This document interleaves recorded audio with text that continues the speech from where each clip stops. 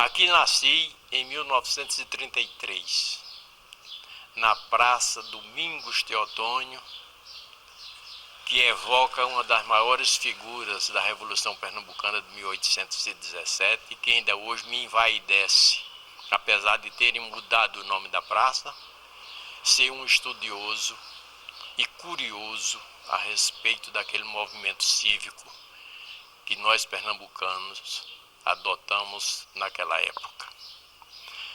Nasci de uma família pobre. Meus pais, Eduardo José da Silva e Petronila Batista da Silva, foram trabalhadores incansáveis. Meu pai, da área rural, e minha mãe, uma artesã, que durante muitos anos foi tida como a mulher que vestia os homens de Afogados.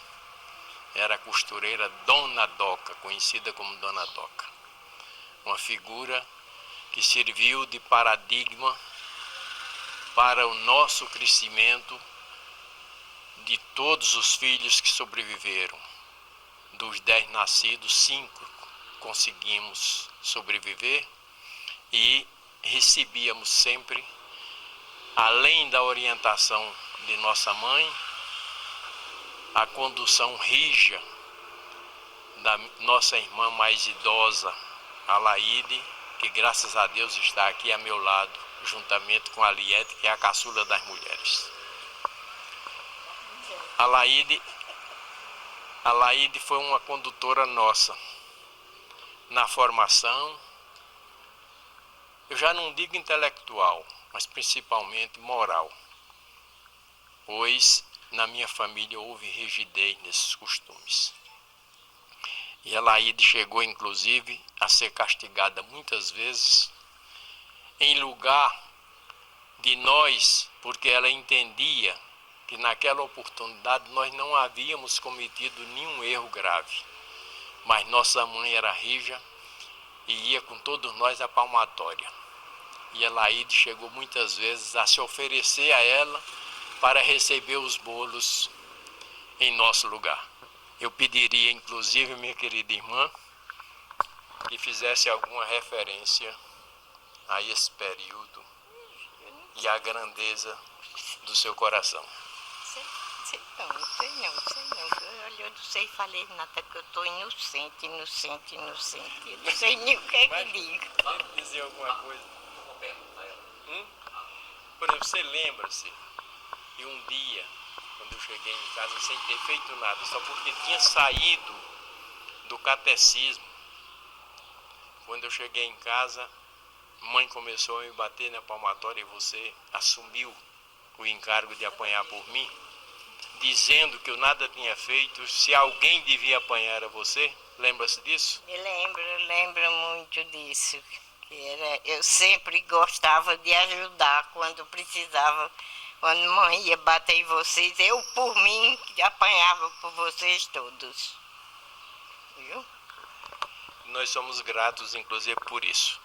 Os dois que já se foram beneficiários dessa sua grandeza, e eu principalmente, pois a Liette já era taluda naquela época e não merecia, segundo o julgamento de nossa mãe, não merecia qualquer castigo em decorrência disso, e ela não apanhava. Agora, em compensação, era uma cuviteira de marca maior. Procurava amparar a gente, orientando também, mas sempre alcovitando, para que nada chegasse ao conhecimento de nossa mãe que pudesse motivar a ela um desgosto ou uma punição. Você está lembrada de suas ações nesse sentido? De proteger vocês? Sim. De não deixar que mãe soubesse das coisas, porque eu já sabia que ela era brava. Mãe, coitada, por ignorância, mas mãe castigava um filho sem procurar saber se havia ou não motivo.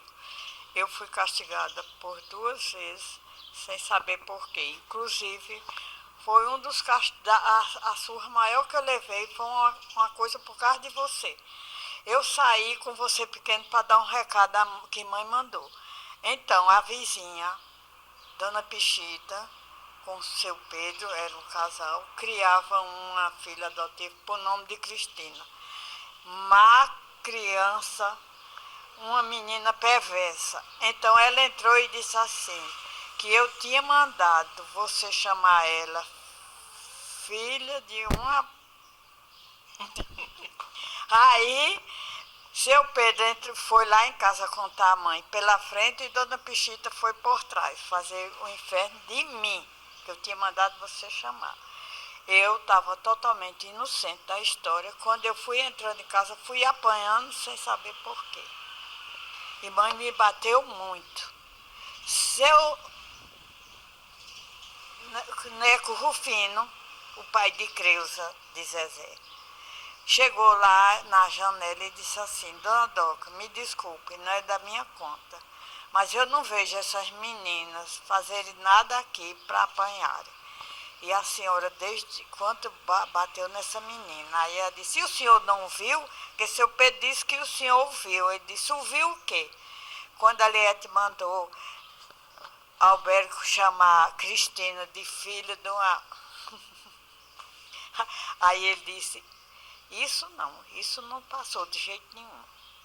E eu vou agora mesmo me entender com ele. Aí a mãe pediu, pelo amor de Deus, para não haver um atrito entre os dois, né? Os dois homens. Aí a mãe pediu, não, deixa isso para lá, não sei o quê. Passaram anos, eu era casada e estava no hospital em Arco Verde com o Vicente doente. Então, chegou aquela senhora para visitar, muito alegre, perguntou de onde eu era. Eu disse, eu morei em Afogado da Engazeira. Aí ela disse assim, eu já morei em Afogado da Engazeira, muito tempo. Eu disse, como é o nome da senhora? Ela disse, meu nome é fulano, um nome diferente, mas me conhece por Pichita. Eu digo, a senhora é Dona Pichita, a senhora me deve uma conta muito grande. Aí ela disse, o que foi? Eu digo, o que foi? Aí contei a história. Ela fez meia volta e desapareceu, nunca mais voltou no apartamento onde a gente estava. Quando ela saiu, o Vicente disse assim, como é que se faz uma coisa dessa? Eu digo, porque você censura, porque não foi você que apanhou, como eu apanhei. Portanto, eu agora estou satisfeita, porque passei na cara dela. Olha, apesar de todas essas circunstâncias, a gente tem que entender que a nossa mãe procurava, através do seu rigor, nos dar um alerta sobre a moralidade que devíamos usar na condução das nossas vidas. Graças a Deus, todos nós, inclusive os dois que já morreram, embora tenham tido algum desvirtuamento no seu modo de conduzir-se, todos nós procuramos pautar a vida de forma honesta e correta. Ela educou muito bem os filhos.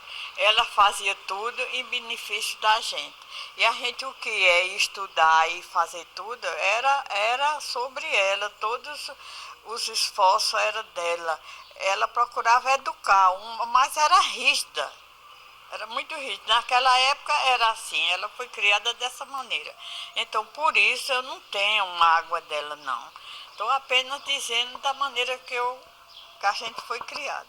Apesar de eu não ser de Afogado da Engazeira, me considero daqui, porque eu nasci em Monteiro, vim para essa cidade com 2 anos de idade. Já vou fazer 82, tenho 80 anos de Afogado, eu sou daqui, né? Olha, nossa infância realmente foi muito difícil. Primeiro porque nosso pai trabalhava na agricultura, e a agricultura era apenas de sobrevivência, como ainda hoje é. O homem do campo hoje só trabalha para sobreviver com muito esforço, com muito sacrifício.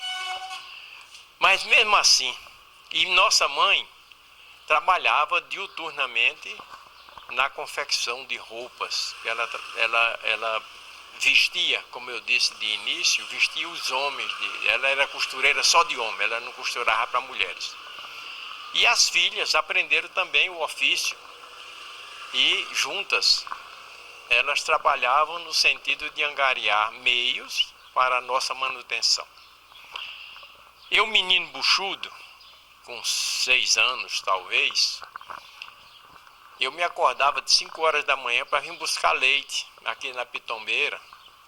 E com este leite, 18 litros de leite que levava na cabeça, apurar algum dinheiro também,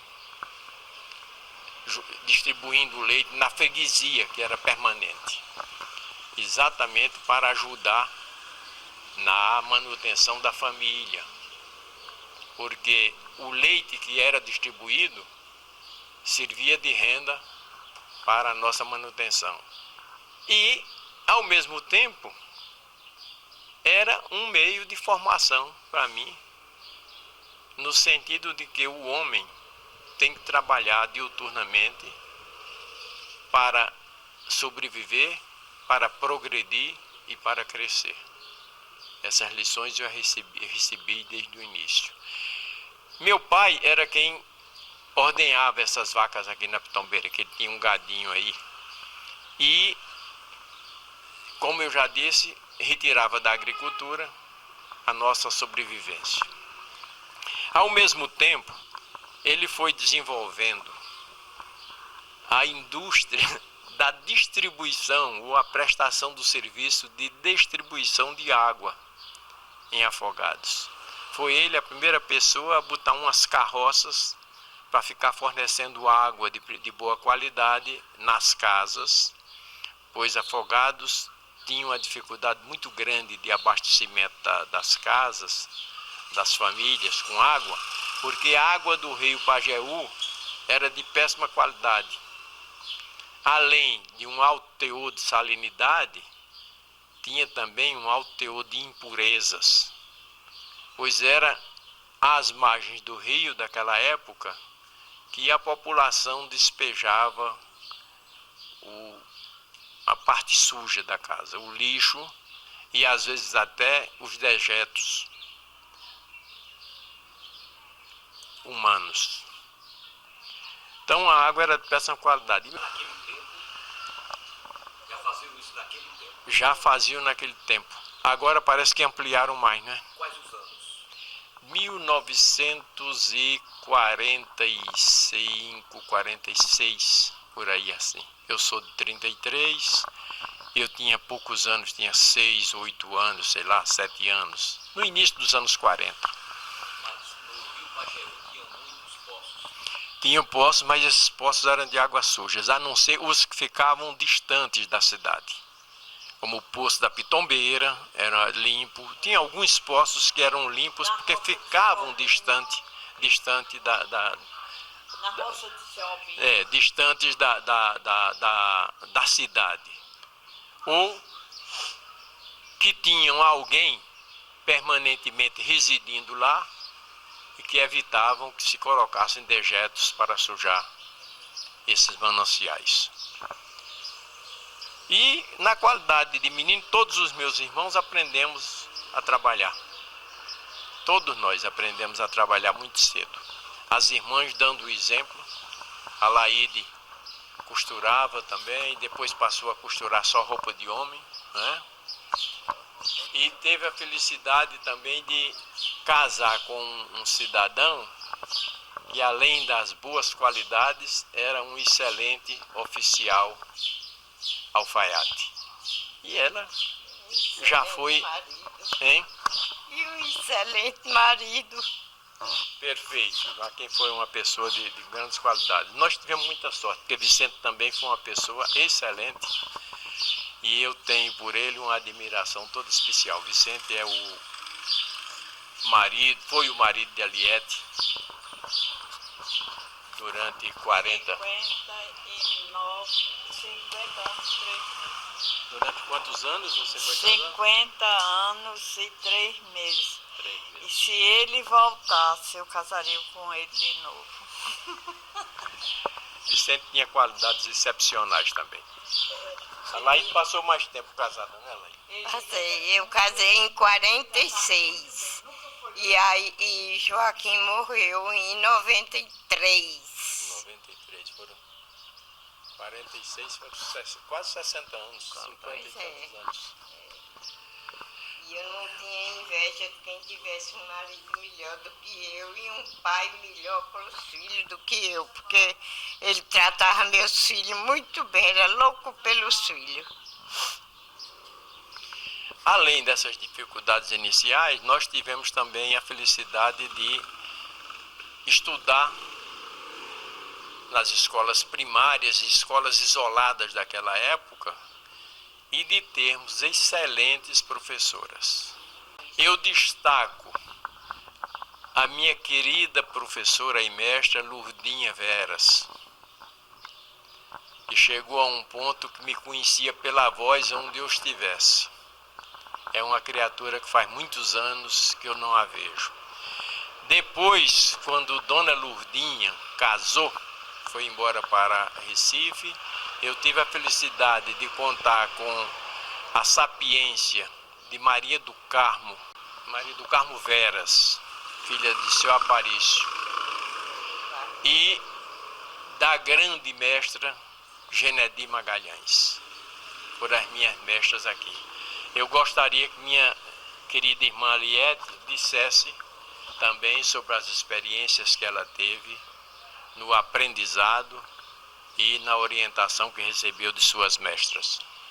Eu tive duas professoras maravilhosas.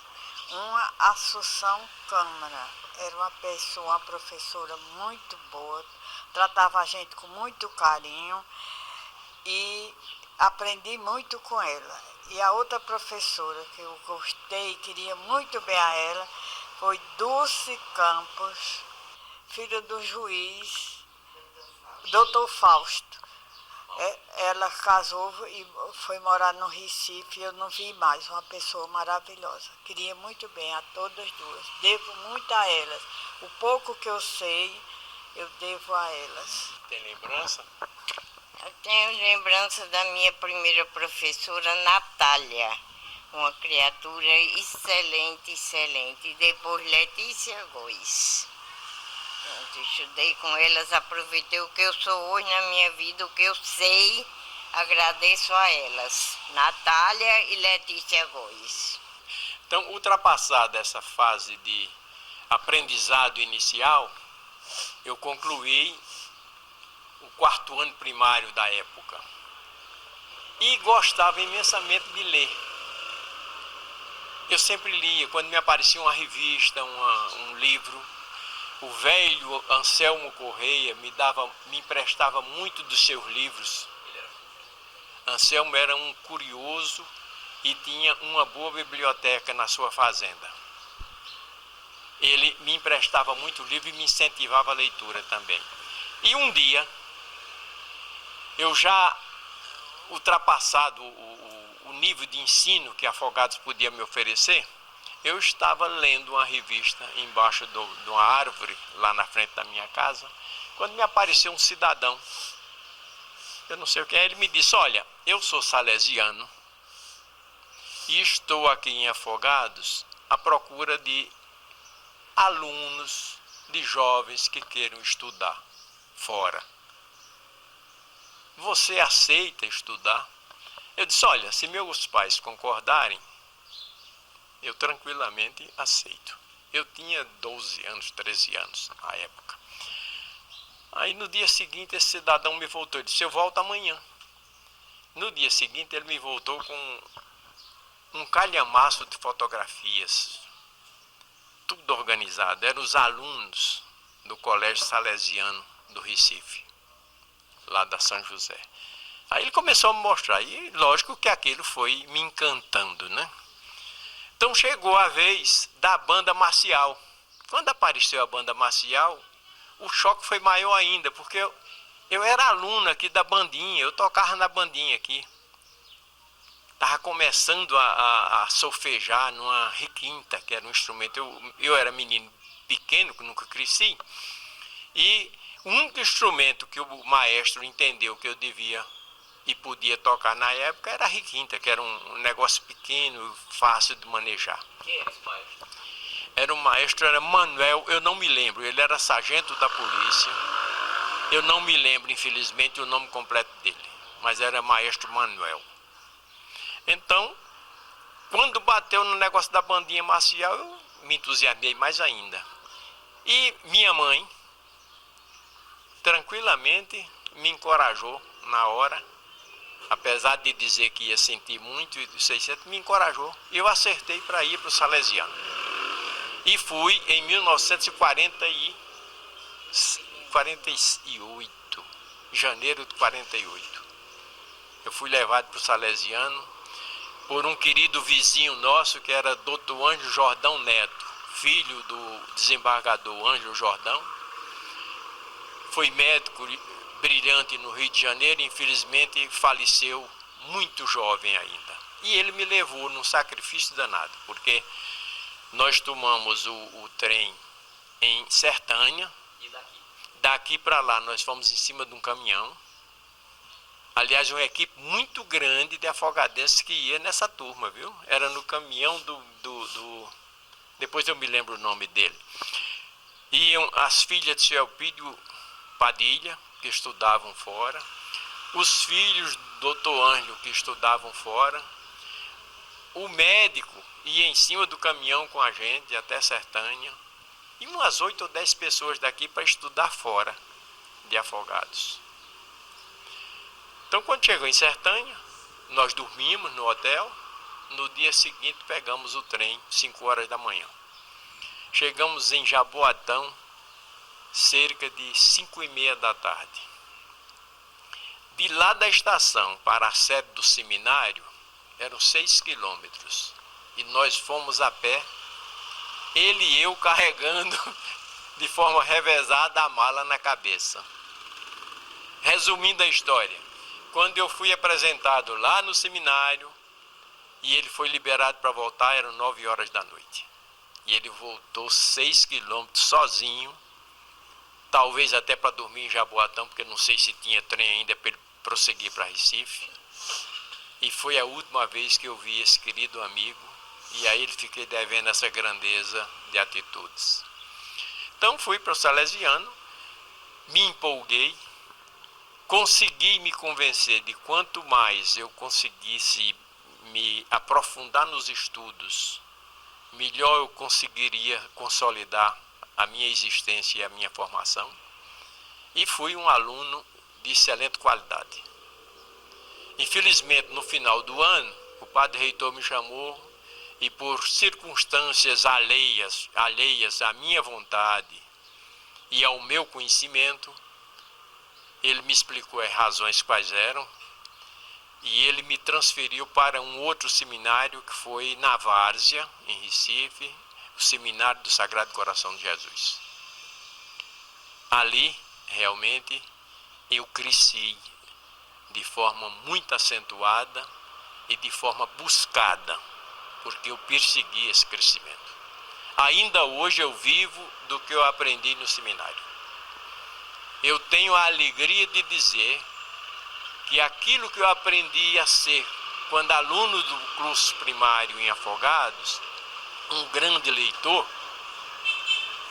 eu no Seminário do Sagrado Coração de Jesus, eu lia diuturnamente. Eu nunca abri um livro para estudar. Eu abria os livros para ler.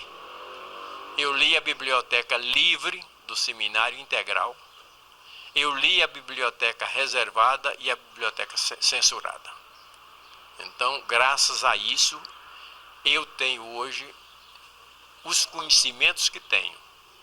Foram adquiridos nessa época, porque os conhecimentos futuros serviram apenas para consolidar esse aprendizado naquela época. Então eu devo ao seminário e afirmo constantemente. Eu tenho curso de contabilidade, eu sou bacharel em direito, fui atuante como advogado, fui servidor público concursado numa área de auditoria fiscal, mas tudo que eu sou, eu realmente devo ao Sagrado Coração de Jesus, ao Seminário do Sagrado Coração de Jesus, porque devo tudo o que aprendi ali. Eu passei pouco tempo no seminário, só que eu tive Eu cheguei em 49 lá e saí em 53. Mas nesse período eu fiz mais de uma série por ano. Exatamente por conta do meu nível de aproveitamento, eu sempre era promovido. Eu cheguei a fazer uma série, por exemplo, a sexta série, naquela época era do curso, sei lá, equivalia ao curso...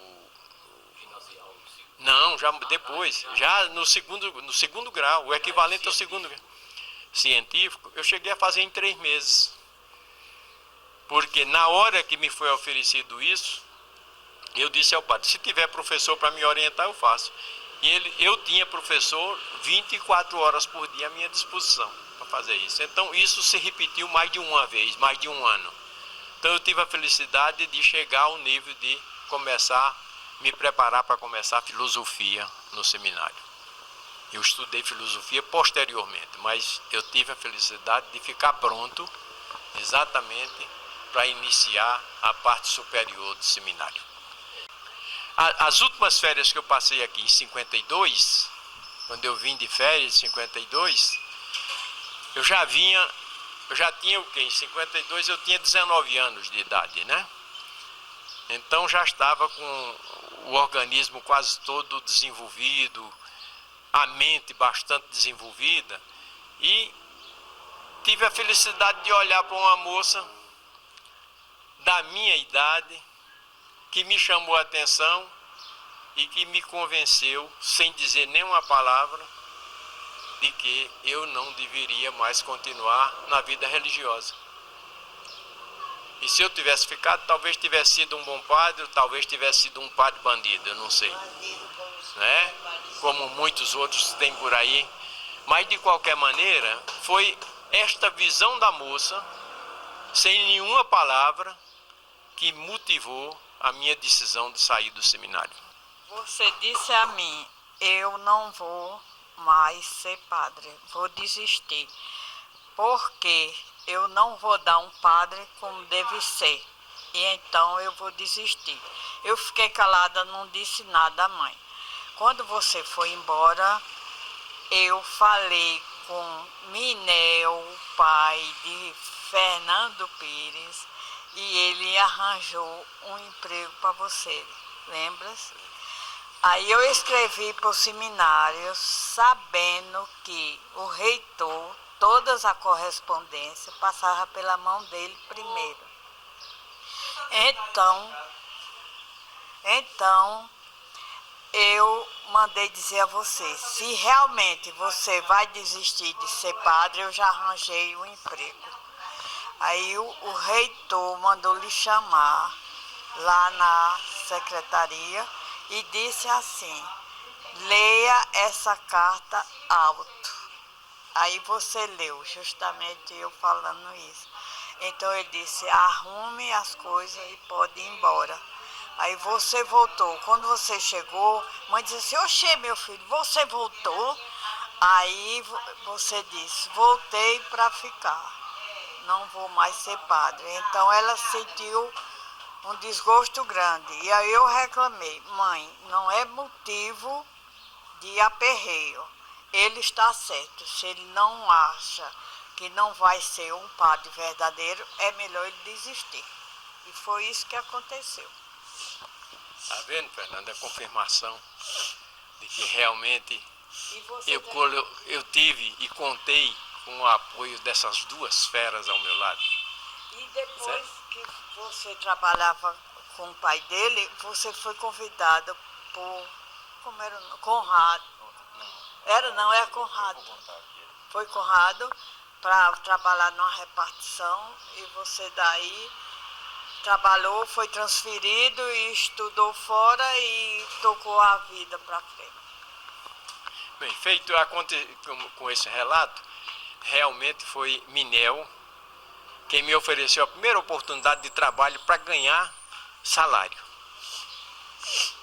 Na primeira semana ele me botou em cima de uma caminhoneta aqui ou de um caminhão e eu fui fazer uma feira de Boa Vista sem saber nem o preço de tecido, nem coisa nenhuma. Aí ele me disse, não, procure lá Miguel, na hora que você tiver dificuldade, Miguel lhe ensina e lhe diz qual é o preço e qual é o código. Quando eu cheguei lá, tinha aquele códigozinho. Os preços da época não eram em valores, eram codificados. Então, cada peça de tecido tinha aquele preço codificado. E na hora que eu não sabia traduzir o bicho, eu me socorria de Miguel, que era seu tio também. Mas passei só 2 meses ou 3 nesse trabalho. Daí eu fui convidado para trabalhar na Collier, empresa construtora Camilo Collier. Me pediram apenas que eu fizesse uma carta, me candidatando. E eu fiz essa carta, fui aceito, só que havia uma dificuldade. Na época, todo burocrata tinha que ser um exímio datilógrafo. E eu não sabia nem as letras da máquina. Mas aí Zé Tomás, que era o gerente geral aqui, me disse, não, agora a dificuldade é essa, que você não é datilógrafo. Eu digo, em 8 dias eu serei um excelente datilógrafo. Aí arranjei um método de aprendizado de datilografia, e ao invés de eu vir para casa almoçar, quando terminava o primeiro expediente, eu ficava na máquina, aprendendo aquele método, contando com a ajuda de uma jovem, de uma senhora, uma moça que trabalhava lá, eu não me lembro o nome, a quem eu sou grato até hoje, mas infelizmente o nome no momento escapou.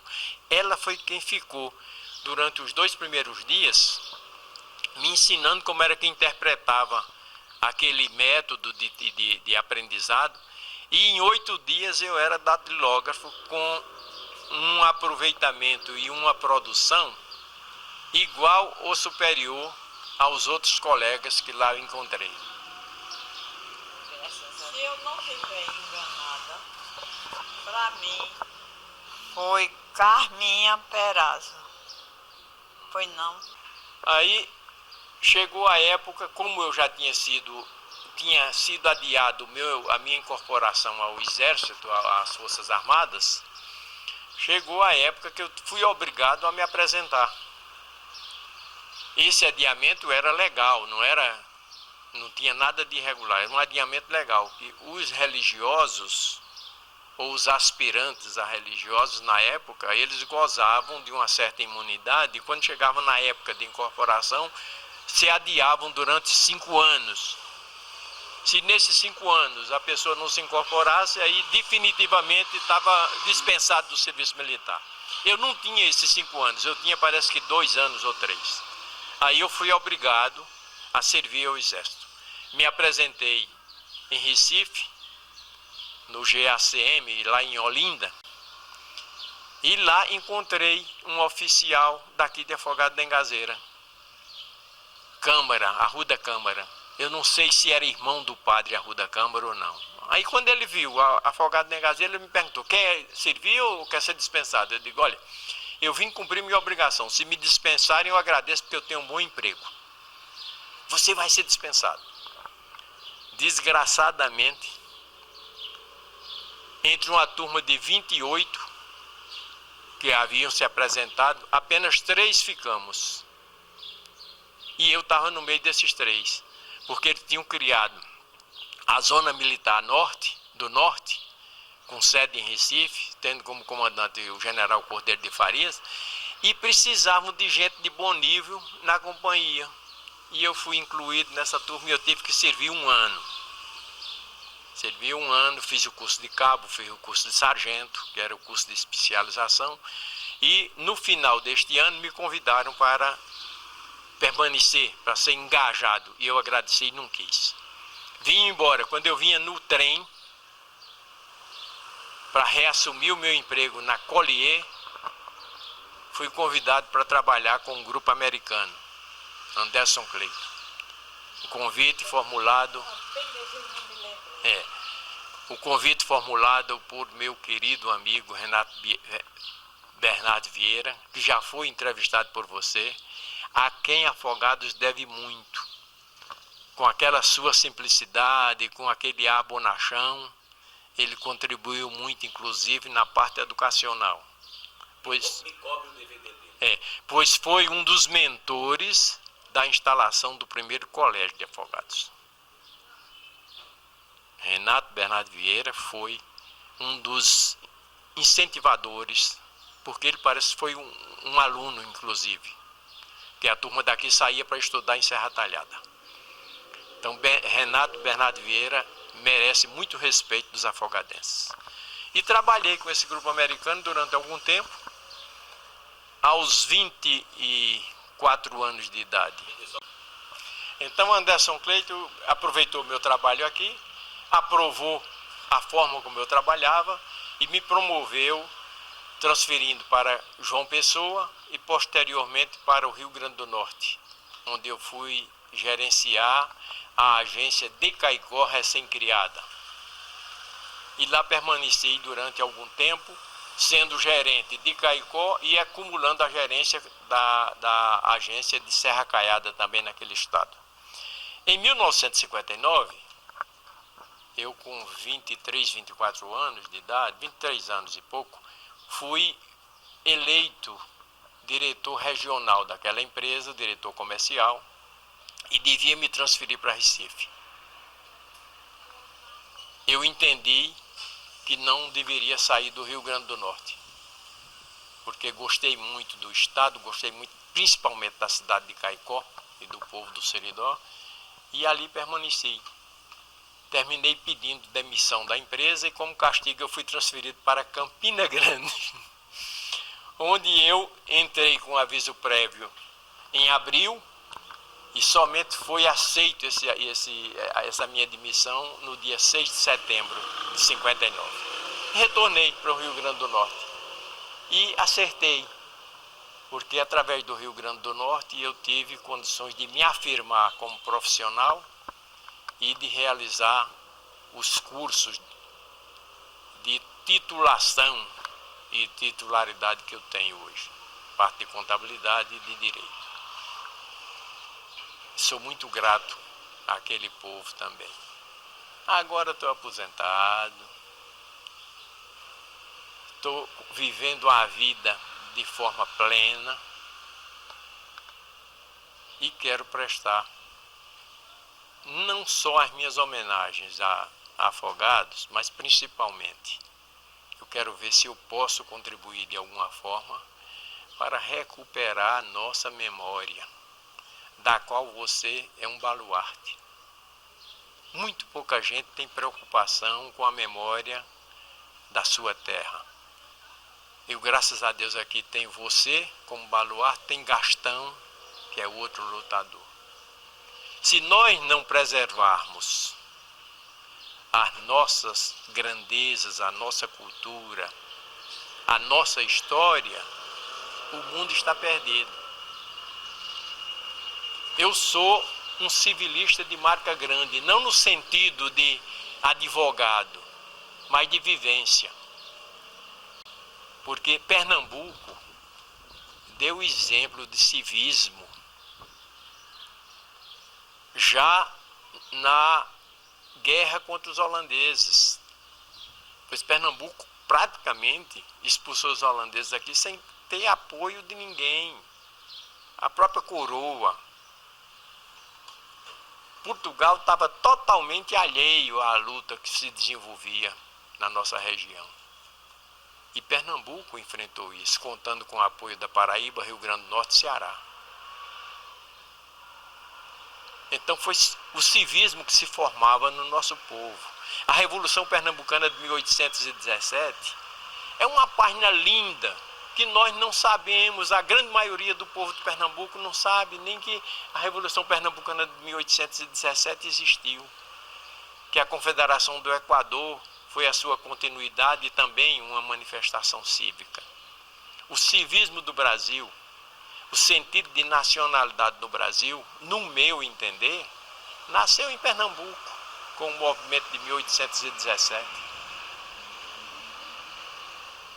Foi um movimento da maçonaria, é verdade, mas o maçom é um homem que tem a obrigação de ser nacionalista e lutador. Então a Revolução Pernambucana de 1817 foi um movimento realmente maçônico, mas contou com o apoio da igreja. Tanto é assim que cerca de 11 padres foram sacrificados naquele movimento. O padre Roma morreu, foi executado na Bahia por conta da Revolução, ele era adepto. O padre Miguelinho, do Rio Grande do Norte, foi executado. O Frei Miguelinho, o padre Miguelinho. O padre Ribeiro. Então, foram 11 padres que sacrificaram a sua vida naquele movimento. Posteriormente, o Frei Caneca, que foi um continuador, ele foi secretário da primeira junta governativa de Pernambuco da Revolução de 1817. Embora só em 24 ele tenha sido apanhado e punido e julgado. Então, eu acho que nós devemos, eu estou começando um movimento através da maçonaria, no sentido de restaurar o interesse do povo e da população, principalmente dos jovens, pela nossa história. Pois quem não conhece a sua história, as suas origens, a forma como cresceu, como progrediu, é incapaz de realizar qualquer ato de grandeza. Olha, infelizmente, Fernando, eu não tenho conhecimentos maiores a respeito, eu tenho a tradição a respeito da história do Dr. God aqui em Afogados. Eu sei que ele foi trazido para cá pela influência do padre Carlos Cotá. Eu não sei se chegou a ser contemporâneo do padre Carlos, mas foi por influência do padre Carlos Cotá. Agora, infelizmente, eu não sei quase nada da história, porque as poucas coisas que eu sei sobre a morte dele, o assassinato, que me foram relatadas por Eliseu Bento, que era um parente nosso e que fora muito amigo dele. A Eliseu conviveu muito com ele, parece que era da área de saúde também, eu não sei. Era um fidalgo, porque Eliseu era realmente uma pessoa diferente, muito polido. Relate algum fragmento dessa informação? Não, só a informação de que ele teria sido vítima de um mal-entendido por conta de um exame que ele fizera numa jovem, numa moça, e entendeu, a família dessa moça teria entendido que ele teria desrespeitado a mesma, né? Essa é a informação que eu tenho, e por conta disso ele fora assassinado. Mas nada de conhecimento, pois nunca vi peça nenhuma a respeito, e fora os relatos de Eliseu Bento, eu não tive contato com outras pessoas que o tivessem conhecido. Olha, eu tenho referências do padre Olímpio, com quem eu não convivi, do padre Luiz Madureira e do padre Antônio de Pádua, Santos, com quem eu tive realmente uma convivência. Pois quando eu voltava de férias do seminário, a minha vida era mexendo na igreja o tempo todo, ajudando missa e participando de outras iniciativas da igreja. O primeiro médico que eu conheci aqui foi o doutor Miranda, Herbert Miranda Henriques, e o doutor Hermes de Souza Cantos. Foram os primeiros. Júlio eu conheci como jogador de futebol. Nunca fiz consulta com ele. Ele era jogador de futebol e tido como um grande craque. Agora, doutor Miranda e doutor Hermes foram os primeiros médicos a quem eu recorri aqui em Afogados e mantive algum contato mais estreito. Algum comentário? Era profundamente amador. E nós tínhamos pessoas que dedicavam a vida inteira à prática do esporte. Primeiro, porque gostavam do esporte, principalmente do futebol. E segundo, porque amavam a cidade que eles representavam quando iam disputar futebol lá fora, ou qualquer partida. Eu fui jogador de futebol aqui durante o tempo que quando eu saí do seminário, eu também joguei futebol aqui. Eu participei de alguns times ou alguns campeonatos regionais, inclusive São José do Egito, que a gente ia para lá, e Afogados era danado para apanhar de São José, e nesse dia a gente conseguiu empatar. Agora, aqui teve um grande jogador de futebol e é esquecido. Um grande jogador, Aimoré. Ele é totalmente esquecido. Daqui de Afogados da Gazeira, morreu numa pobreza extrema. Perfeito. O povo não fala nele. Inclusive Minel, o pai era zagueiro aqui, e eu cheguei a jogar com ele, com Chico Berto, Jezito Sá, Seu Né não, já tinha passado, Paulo Cruz também já tinha passado. viu? Mas aqui eu joguei com Zé de Nora, com Minel, com Chico Berto, com Aimoré, com Zé de Nora, com Bisuringa, que era o classificador de algodão de Anderson Clayton, a empresa inglesa em que eu trabalhava, com Bill de Zeca, viu? Bill de Zeca, que era meu companheiro, rapaz, era o cara que recebia meus passes, viu? Eu preparava, armava a bola para ele, ele ia lá na frente e resolvia, ele dava conta do recado. Ainda hoje, ele, quando se encontra comigo, ele faz referências a isso. Agora, posteriormente à minha saída daqui, eu sei que surgiram alguns craques, Bernardo e vários deles, que infelizmente eu não acompanhei a vida esportiva deles aqui. Não, eu não cheguei, eu frequentei 2 ou 3 vezes por influência do professor Aderbal Mendonça, talvez. Acho que era Mendonça, né? Aderbal Mendonça. E como eu não demorei aqui, e o nível do coisa começando, eu já estava muito acima, eu terminei indo embora e deixei. Mas eu torci desesperadamente para que desse certo. É tanto que, por influência do Pinto de Campos, eu me integrei à campanha nacional de educandários gratuitos lá no Rio Grande do Norte. Eu fui, inclusive, do conselho da seccional. Eu aqui só estudei nas escolas reunidas, aliás, nas escolas isoladas. Estudei na escola reunida Ana Melo e estudei já repetindo. Eu tinha terminado o curso primário e, para não ficar parado, eu resolvi repetir aqui no grupo escolar Padre Carlos Cotá, que era recém-inaugurado. Ô, Fernando, olha, Afogados produziu alguns vultos importantes que sobressaíram, uns de forma louvável e outros de forma condenável, mas se sobressaíram na vida regional. Nós tivemos, por exemplo, a maior figura que Afogados da Engazeira produziu até hoje, eu digo isso sem nenhuma sombra de dúvida, foi Manuel Arão. E ninguém conhece aqui, se você perguntar quem foi Manuel Arão, ninguém sabe nem quem foi. Manuel Arão saiu daqui de Afogados da Engazeira com 16 anos de idade, semi-analfabeto. Foi para Caruaru estudar. Terminou o curso de Direito em Recife. Produziu romances, produziu dramas, produziu obras filosóficas. E ninguém sabe que esse homem existiu. Foi presidente da Academia Pernambucana de Letras e teve uma vida intensa. Infelizmente morreu cedo, morreu em 1930. Mas no curto espaço de vida que ele teve uma produção cultural e intelectual imensa em todos os ramos do saber. E em Afogados da Engazeira ninguém sabe quem foi Manuel Arão. Nós tivemos Antônio Silvino, que é uma figura ímpar no banditismo, porque diziam que ele era fidalgo. Já se ouviu falar em bandido fidalgo? Pois Antônio Silvino ainda hoje é tido como bandido fidalgo. E ele entrou no banditismo forçado pelas circunstâncias da época para vingar a morte do pai.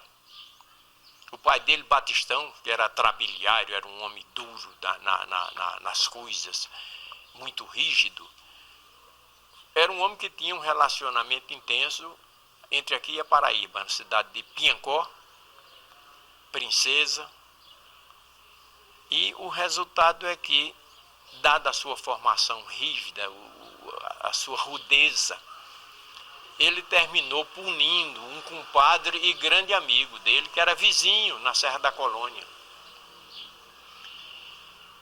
Ele, por circunstâncias, ele e o Ramos, o Batistão e o chefe da família Ramos aqui, eram chefes políticos na época. E muito amigos do intendente da época, que era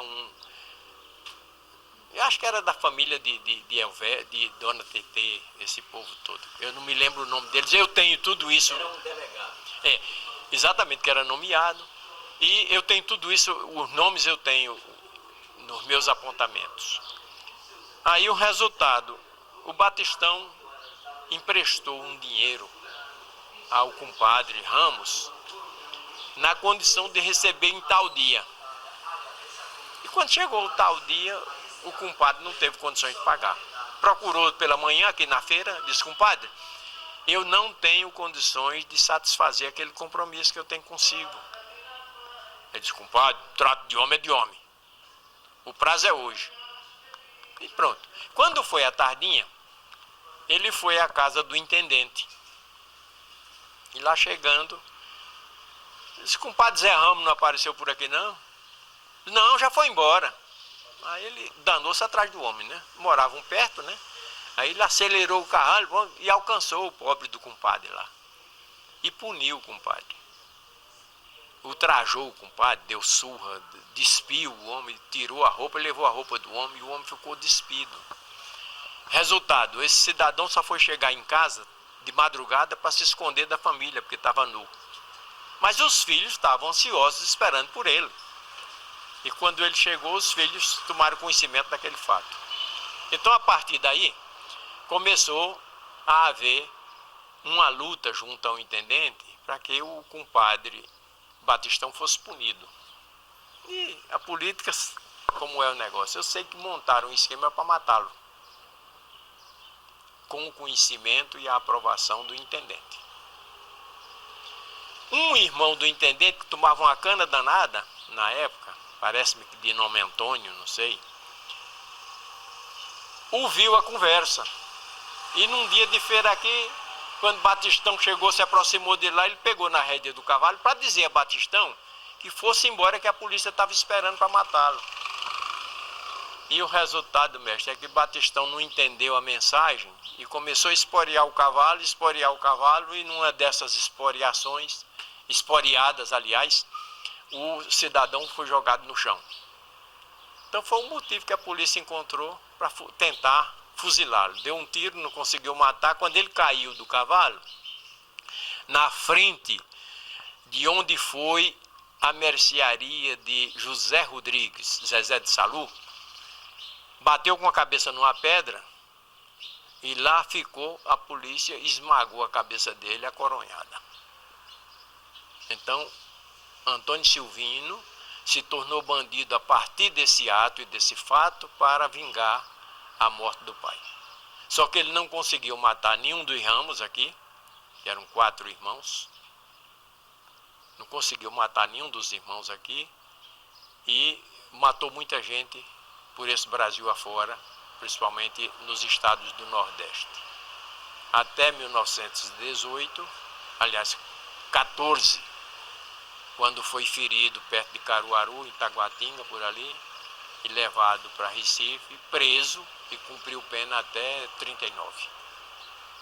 Então, foi um homem, ainda hoje é tido como bandido fidalgo.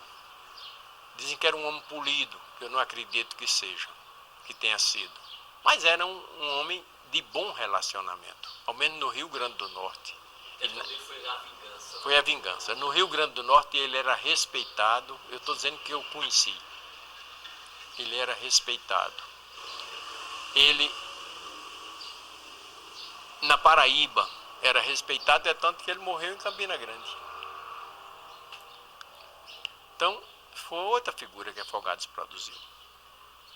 Tomara, Fernando, que o seu trabalho de pesquisa, de persistência na recuperação da nossa história, na construção do roteiro de nosso crescimento, seja motivo também para depois se dizer: Fernando Pires foi um grande vulto. Milton, quais são os fatos da vida de Afogados que lhe podem chamar a atenção? Olha, são muitos. Ser seu sobrinho, amigo de Fernando Pires, ter nascido aqui. Afogados tem muita coisa boa, muita coisa boa. Lamentavelmente o povo de Afogados não dá valor ao que é da terra. Não sei se é compreensível, mas o que é que se pode fazer? Milton, eu tomei conhecimento que você está fazendo uma pesquisa e um estudo sobre a toponímia de Afogados da Engazeira. E isso implica em conhecer a biografia dos homenageados. Eu quero saber se você já tem muita coisa adiantada e se tem encontrado muita surpresa. É o seguinte, a Afogados tem pouca coisa em registro. Então, Fernando Pires teve uma ideia brilhante e começou a fazer um registro resgatando a história de Afogados. De tal forma que quando ele tinha um conteúdo, muita coisa guardada, já registrada, ele lançou um livro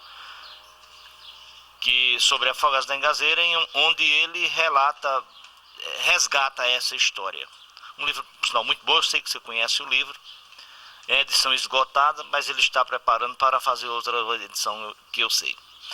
Eu fiz seguindo o roteiro de Fernando, eu fiz um trabalho seguinte, eu queria resgatar de cada pessoa que ao morrer deixou o nome para uma rua, eu fiz um trabalho resgatando a biografia dessas pessoas.